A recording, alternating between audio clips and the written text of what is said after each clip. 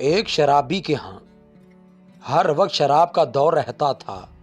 ایک مرتبہ اس کے دوست احباب جمع تھے، شراب تیار تھی۔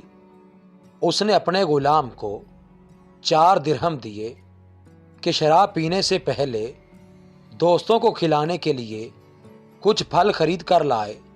وہ غلام بازار جا رہا تھا کہ راستے میں حضرت منصور بن عمار بصری رحمۃ اللہ علیہ کی مجلس سے گزر ہوا۔ وہ کسی فقیر کے واسطے لوگوں سے کچھ مانگ رہے تھے اور فرما رہے تھے کہ جو شخص اس فقیر کو 4 درہم دے دے میں اس کو 4 دعائیں دوں گا۔ اس غلام نے وہ 4 درہم اس فقیر کو دے دیے۔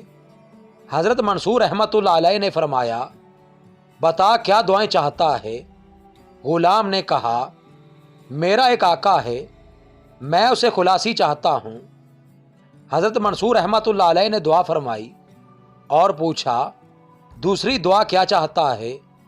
غلام نے کہا، مجھے ان درہموں کا بدل مل جائے۔ حضرت منصور رحمۃ اللہ علیہ نے اس کی بھی دعا کی، پھر پوچھا، تیسری دعا کیا ہے؟ غلام نے کہا، حق تعالی میرے سردار کو توبہ کی توفیق دے اور اس کی دعا قبول کرے۔ آپ رحمۃ اللہ علیہ نے اس کی بھی دعا کی، پھر پوچھا، چوتھی دعا کیا ہے؟ غلام نے کہا، حق تعالی میرے سردار کی، تمہاری اور یہاں موجود ہر شخص کی بخشش کرے۔ حضرت منصور رحمۃ اللہ علیہ نے اس کی یہ بھی دعا کی۔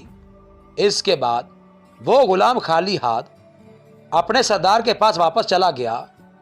سردار اسی کے انتظار میں تھا، دیکھ کر کہنے لگا، اتنی دیر لگا دی؟ غلام نے قصہ سنایا۔ سردار نے ان دعاؤں کی برکت سے بجائے غصہ ہونے اور مارنے کے یہ پوچھا کہ کیا کیا دعائیں کروائیں؟ غلام نے کہا، پہلی تو یہ کہ میں غلامی سے آزاد ہو جاؤں۔ سردار نے کہا، میں نے تجھے آزاد کر دیا۔ دوسری کیا تھی؟ غلام نے کہا، مجھے ان درہموں کا بدلہ مل جائے۔ سردار نے کہا، میری طرف سے تمہیں 4000 درہم نظر ہیں۔ تیسری کیا تھی؟ غلام نے کہا، حق تعالی تمہیں شراب وغیرہ فسق و فجور سے توبہ کی توفیق دے۔ سردار نے کہا، میں نے اپنے سب گناہوں سے توبہ کر لی۔ چوتھی کیا تھی؟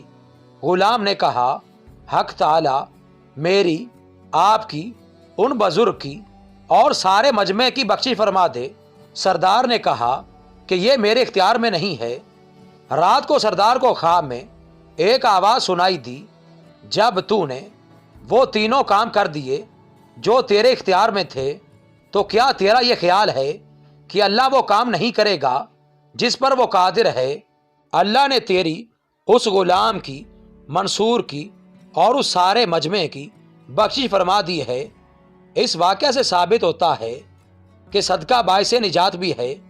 اللہ پاک ہم سب کو صدقہ کرنے اور اپنی زندگی کو عین اسلام کے مطابق بسر کرنے کی توفیق عطا فرمائے، اور جو ہم سے گناہ ہو گئے ہیں ان کی معافی مانگنے کی توفیق دے۔